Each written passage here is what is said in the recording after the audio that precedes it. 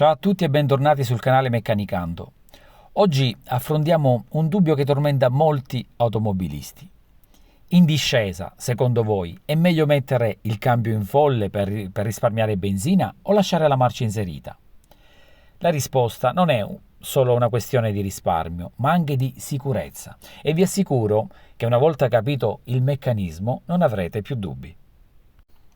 Partiamo dall'abitudine che in molti hanno, magari imparata da amici o parenti, mettere il cambio in folle in discesa sperando che l'auto scivoli da sola e consumi meno, pensando che in folle il motore non stia facendo nessuno sforzo. In effetti si crede erroneamente che non consumi nulla. Ma facciamo chiarezza. In folle il motore non è spento, sta semplicemente girando al minimo per non spegnersi. Questo significa che la centralina continua a iniettare una piccola quantità di carburante per tenerlo acceso, quindi il consumo non è zero.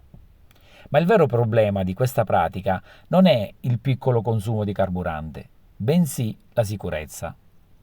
Sì, infatti, se l'auto è in folle, perdi il controllo del veicolo, ti affidi completamente ai freni, che su discese lunghe e ripide rischiano di surriscaldarsi. Questo fenomeno chiamato fading riduce drasticamente l'efficacia della frenata, mettendoti in una situazione di grande pericolo. In più, se hai bisogno di accelerare per una manovra di emergenza, devi prima inserire la marcia e quei secondi persi possono fare la differenza. E allora qual è la soluzione corretta?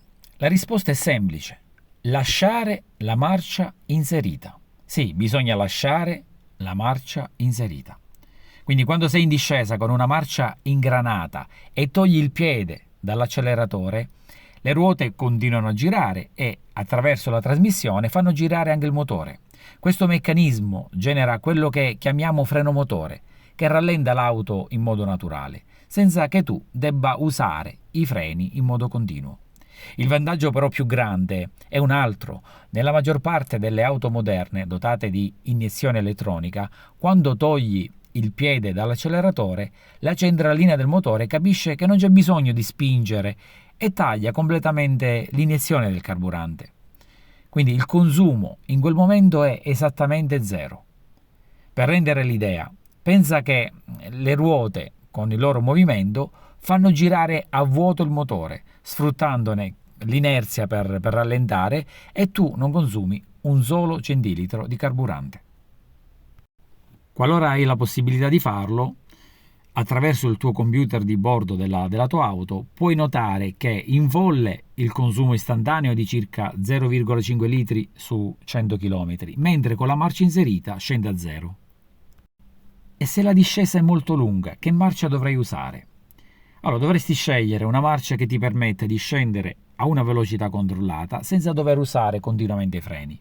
Se vedi che l'auto sta prendendo troppa velocità, scala in una marcia più bassa per aumentare l'effetto del freno motore.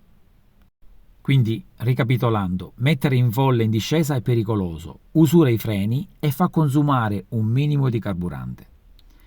Invece, lasciare la marcia ingranata è la scelta più sicura, ti dà il massimo controllo della vettura e soprattutto ti fa risparmiare carburante perché il consumo è pari a zero. Spero che questo video vi abbia aiutato a fare chiarezza. Se avete domande o volete condividere le vostre esperienze, come al solito lasciate un commento qui sotto. Non dimenticate di iscrivervi al canale e attivare la campanella per non perdere i prossimi video. A presto su Meccanicando.